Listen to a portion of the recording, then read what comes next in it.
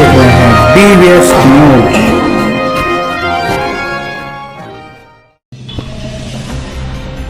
पश्चिम बंगाल में चुनाव के नतीजों के बाद बंगाल के अलग इलाकों में हिंसा हो रही है। इसी विरोध में आज महाराष्ट्र भारतीय जनता पार्टी कार्यालय पर बीजेपी सांसद पंकज चौधरी और जिला अध्यक्ष प्रदेशी रविदास के नेतृत्व में भाजपा कार्यकर्ताओं ने धरना दिया और बंगाल घटनाक्रम को लेकर कड़ी निंदा की।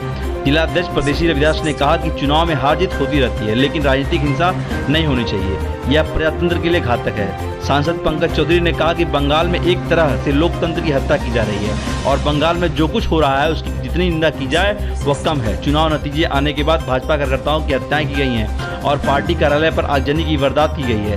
कार्यकर्ताओं के घरों पर तोड़फोड़ व आगजनी की घटनाएं हुई हैं, जो कि एक राजनीतिक हिंसा है। उन्होंने कहा कि बंगाल में तुरंत राष्ट्रीय शासन लागू कर देना चाहिए। सांसद ने कहा कि इस राजनीतिक हिंसा के लिए टीएमसी जिम्मेदार है। बंगाल में पूरा प्रजातंत्र पूरी तरह से खत्म हो चुका है और इस वक्त जो कुछ भी वहां चल रहा है वह पूरी तरह से एक राजनीतिक साजिश है। सांसद ने कहा कि लोकतंत्र में सबको अपने अधिकारों के साथ रहने व जीने का अधिकार है, लेकिन बंगाल में लोकतंत्र की हत्या की जा रही है और बंगाल को रक्त रंजित बना दिया है।